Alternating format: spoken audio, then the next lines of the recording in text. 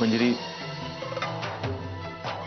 प्रियानं तुला हे सांगितलं होतं की तिचं एका मुलावर प्रेम होतं, पण त्यानं तो मुलगा त्यानेच फसवलंय प्रियाला. तो मुलगा मीच आहे मंजिरी.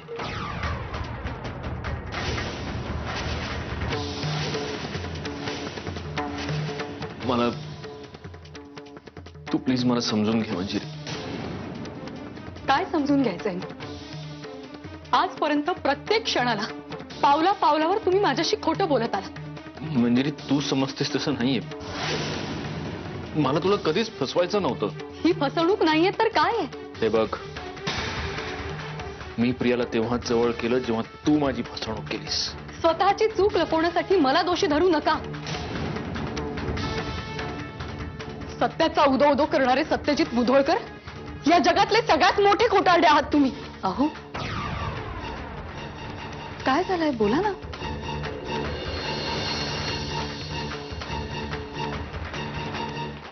नाही, काय नाही, हेच सांगायचं होतं की एवढ्या रात्रीचं जागरण करत बसू नकोस.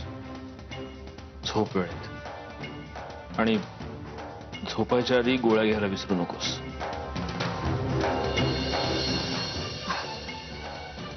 ठीक आहे.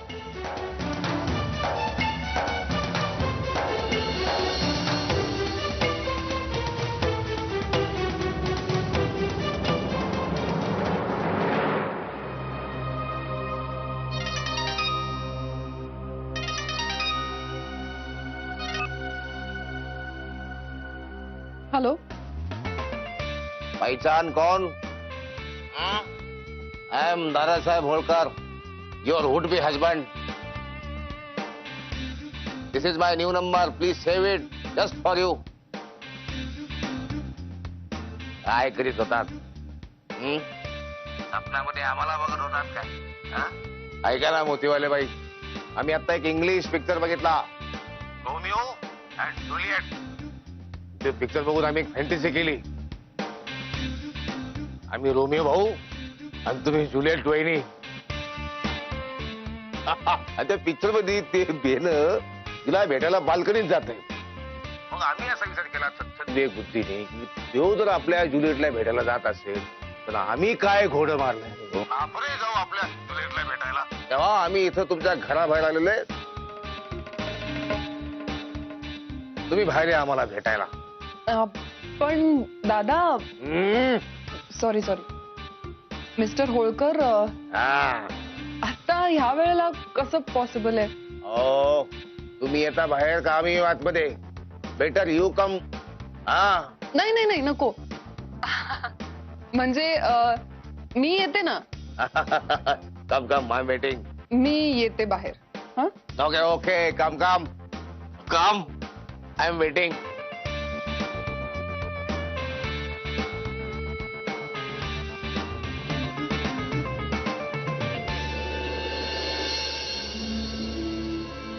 सुंदरे,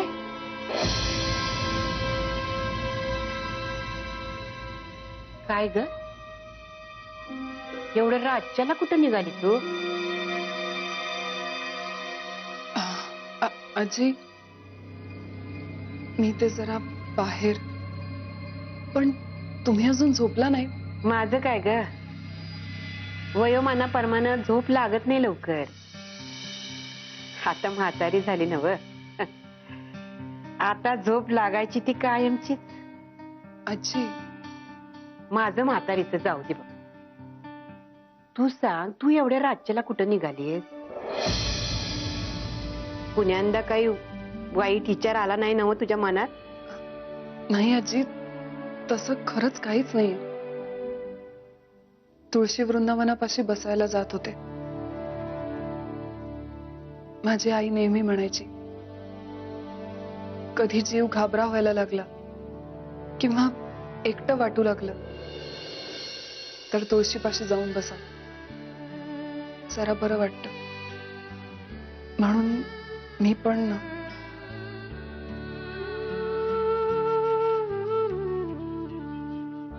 परी,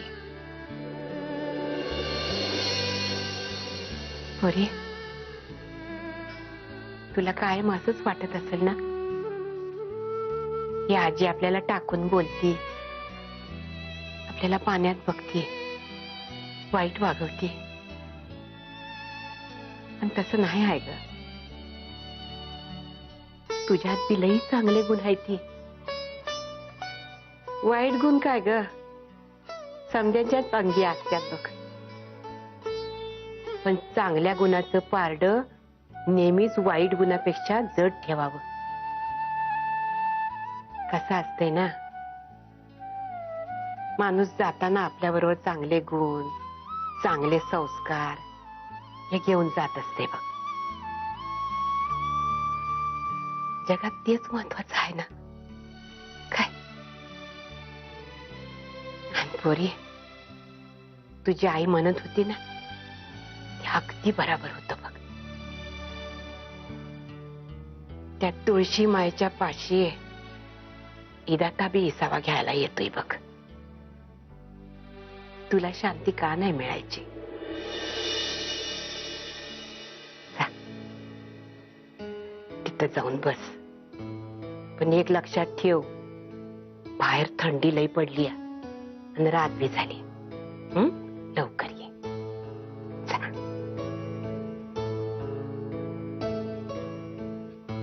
थांब, नाहीतर म्याच येते तुझ्या बरोबर. चल. आजी, बाहेर खूप गारवा आहे ना. मी शॉल आणते तुमच्यासाठी. ठीक आहे. थांब पुरी, नाहीतर राहू दे. लई गारवा आहे ना व. हो. मला श्वासायचा नाही. मी जाते आत. पण तू लवकर ये, रात बरीच झाली. हा,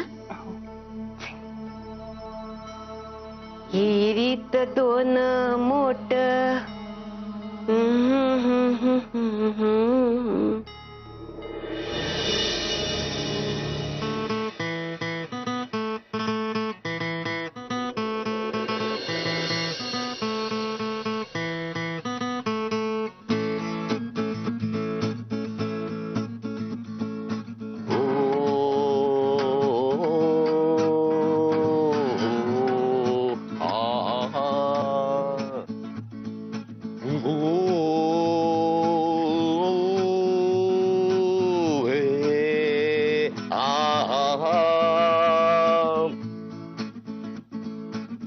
तुम्हारी शरण में, तुम्हारी शरण में, तांबड़े बाबा मेरे बाबा, तांबड़े बाबा तुम्हारी शरण में, तांबड़े बाबा मेरे बाबा, तांबड़े बाबा.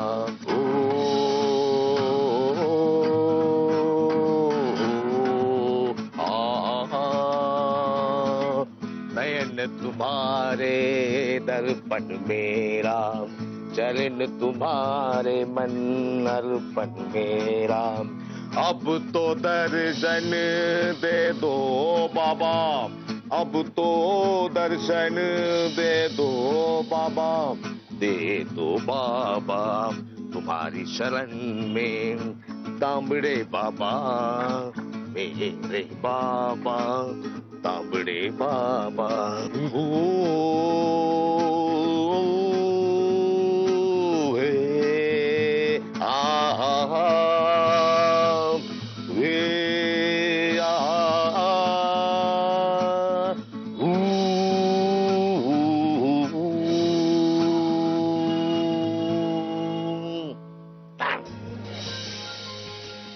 मिस्टर होळकर, तुम्ही इथे काय करताय?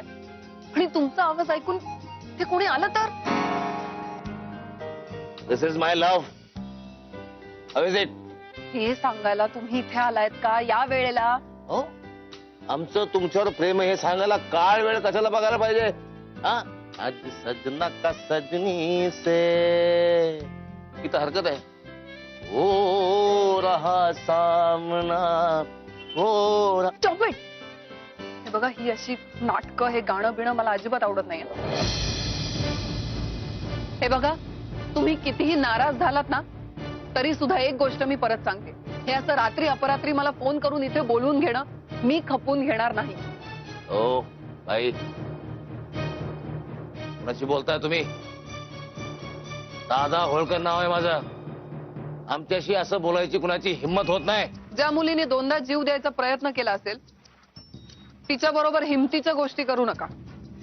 तिसऱ्यांदा जीव द्यायला मला काही फार जड नाहीये. Excuse me, I am excuse me. हा, तुम्ही असं मरायच्या गोष्टी करू नका. तुम्ही गेलात तर आम्ही कुणा तोंडाकडे बघायचं? त्या मुधोळकरचा? ठीक आहे, मला आवडत नाही ना, यू डोंट लाईक, जातो आम्ही. आय गो. जाता जाता एक सांगायचं होतं, तुम्ही चिडलात रागवलात की फार छान दिसत.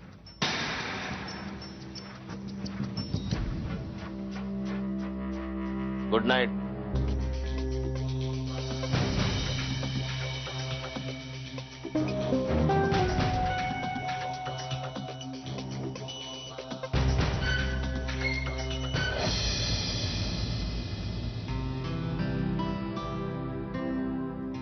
आई, काय आई, काल तू प्रियाला जे काही बोललीस, माहितीये मला, माझी चूकच झाली जराशी. मी तिला असं बोलायला नको होतं, पण आता त्यावरूनही तू मला दोष देणार असशील तर. आई, मी तुला दोष द्यायला नाही आलोय. मला जरा वेगळं बोलायचंय. काय? तुझ्या ओळखीत कोणी वधूवर सूचक मंडळ चालवणार असेल तर त्यांच्याशी बोल. चांगल्या घरातल्या सुशिक्षित मुलांची स्थळं बघायला हवीत प्रियासाठी. प्रियासाठी? अरे पण प्रिया म्हणजे तिची संमती नको का ह्यासाठी? तिच्यावर आपण अशी बळजबरी. प्रियानंच मला हे करायला सांगितलंय. प्रिया ना? पण ती कशी काय तयार झाली? ती तर. आई, ती कशी तयार झाली याचा विचार करत बसण्यापेक्षा ती जर आता तयार झाली असेल तर तिच्यासाठी चांगलं स्थळ शोधणं हे आपलं काम नाहीये का? लवकरात लवकर म्हणजे माझ्या ओळखीत आहेत काही अशी माणसं, मी फोन करते लगेच त्यांना. जे काय होईल ते मला कळव. आणि आई, तू काल प्रियाला जे काही बोललीस, जे काही केलंस, त्यात तुझं काहीच चुकलं नाही.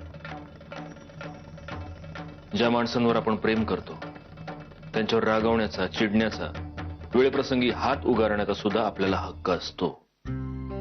आणि प्रियाला सुद्धा ही गोष्ट खूप चांगली कळते. तिची कुठलीही तक्रार नाही. तू उगीच स्वतःला घोर लावून घेऊ नकोस.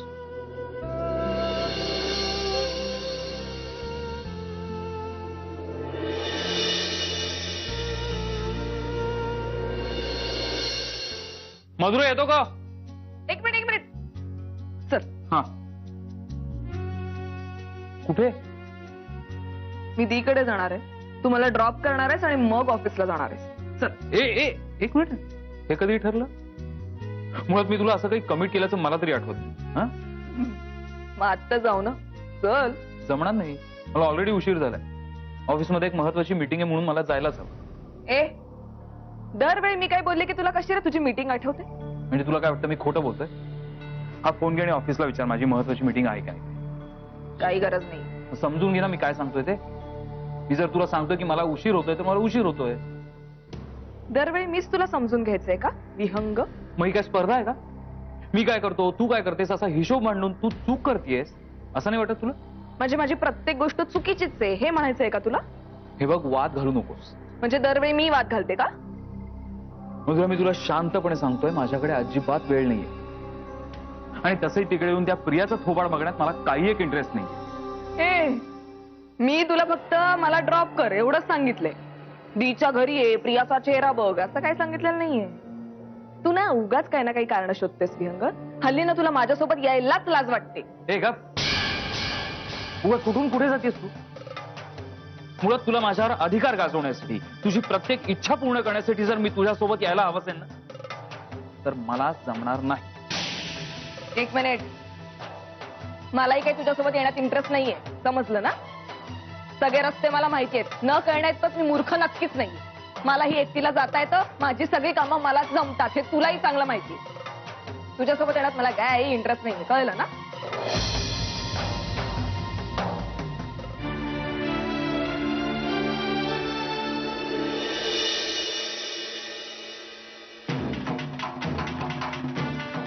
प्रिया, प्रिया, काय झालं? काल रात्री दादा होळकर तुला भेटायला इथे आला होता.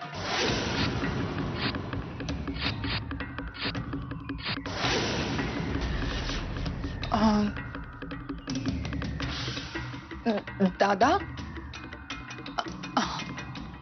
इथे नाही, म्हणजे नाकारण्याचा प्रयत्नही करू नकोस.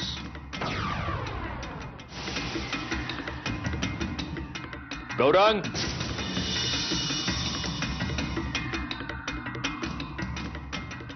सांग काय पाहिलंस काल रात्री? झोप येत नव्हती म्हणून मी जस्ट बाहेर गेलो होतो,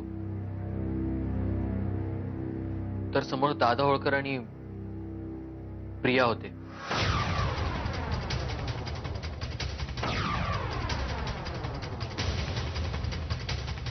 काय बोलत होते काय ऐकू नाही आलं, पण बराच वेळ बोलत होते हे मात्र नक्की.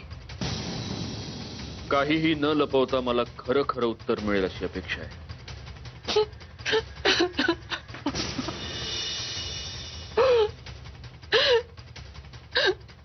मला नाही माहिती हे सगळं माझ्या बरोबरच का घडतंय. हो, मी गेले होते त्याला भेटायला, कारण तो माणूस इथे आला होता. सत्यजित, तुला माहितीये, त्यांनी फोन करून मला बोलवून घेतलं. म्हणाला माझ्या काही गोष्टी त्याच्याकडे राहिल्या. मी त्याला टाळण्याचा, त्याला इकडनं घालवण्याचा खूप प्रयत्न केला, पण मी नाही करू शकले. त्याचा फोन आला तेव्हा ती गोष्ट तू मला का नाही सांगितलीस? म्हणजे पुन्हा तेच झालं असतं ना, माझ्यामुळे तुला त्रास. मला ते करायचं नव्हतं, म्हणून मग मीच ठरवलं हिमतीने त्याच्या सामोरं जायचं, असा डिसिजन घेतला आणि गेले त्याच्या समोर. कारण मी जर गेले नसते ना सत्यजित, तर तो इथे आला असता, अशी धमकी त्यांनी मला दिली होती. आणि मग पुन्हा तेच झालं असतं. माझ्यामुळे आपल्या घरात आणखीन एक नवीन तमाशा. मला खरंच ते सगळं होऊ द्यायचं नव्हतं परत. असं काय राहिलं होतं तुझं त्याच्याकडे? त्याचं असं म्हणणं होतं, माझे काही कपडे त्याच्याकडे राहिले होते, पण मुद्दा तो नव्हताच. त्याला मला त्रास द्यायचं निमित्त हवं होतं, आणि त्यांनी तेच केलं. तो इथे सुद्धा मला त्रास देण्यासाठीच आला होता.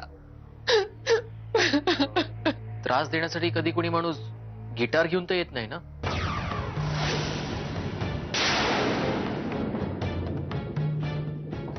सत्यजित, तू ओळखतोस ना त्या माणसाला. तो माणूस इतका विचित्र आणि विक्षिप्त आहे ना, तो काहीही करू शकतो. त्याची मर्जी असती तर तो गिटार काय अख्खा बँड घेऊन आला असता इकडे. मग मी काय करणार? मला जावं लागलं. प्रिया, पुन्हा जर असं कधी झालं, त्यानं तुला फोन केला, त्रास द्यायचा प्रयत्न केला, तर सगळ्यात आधी मला येऊन सांगायचं. परस्पर त्याला भेटायला वगैरे जायचं नाही, कळलं? नाही जाणार. सत्यजित, काल जे झालं त्याबद्दल I am really sorry. I promise पुन्हा असं माझ्याकडून कधीही होणार नाही. झालंच नाही पाहिजे.